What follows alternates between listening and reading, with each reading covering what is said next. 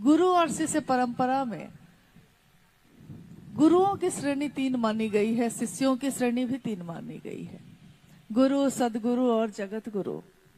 तो स्वाभाविक है जब मास्टर 3 तरह का होगा तो विद्यार्थी भी 3 तरह का होगा। मास्टर 3 तरह का तो विद्यार्थी भी 3 तरह का।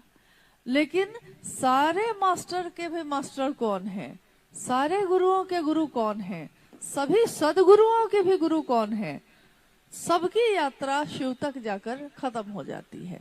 महादेव, महागुरु महादेव ही सबके गुरु।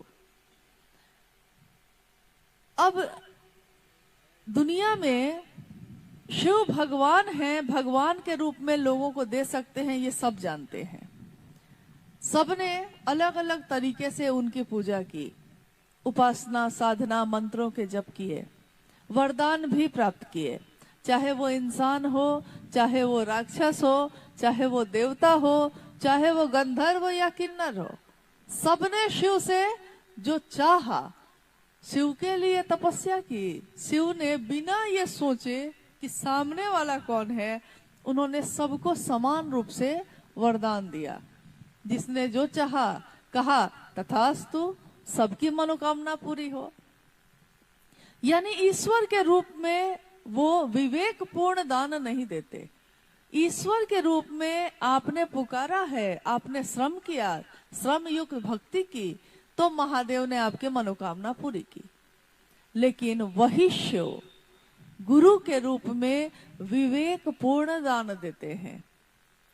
विवेक पूर्ण मतलब ये, जैसे आप अपने बच्चे के हाथ में जलती हुई लकड़ी नहीं देते, बच्चा जिद करता है तो आप दे देते हैं, लेकिन माँ के रूप में आप उसको विवेक पूर्ण चीजें देते हैं। यानी आपको जो पता है कि जिस चीज से उसके हाथ जल जाएंगे, आप नहीं देते।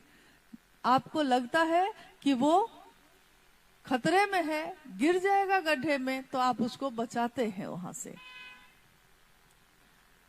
गुरु के रूप में शिव विवेक पूर्ण दान देते हैं। शिव के ईश्वर के रूप में दुनिया के लोग उनसे जुड़े रहे, लेकिन गुरु के रूप में, ज्ञानदाता शिव के रूप में वो थे। दुनिया ने उनसे ज्ञान मांगा ही नहीं।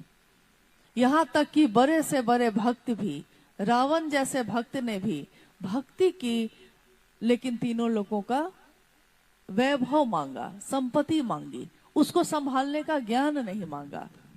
साहब सुरे ने यही कहा कि अगर आपने ज्ञान मांगा होता तो आप वही चीज संभाल सकते थे जो आपके पास है।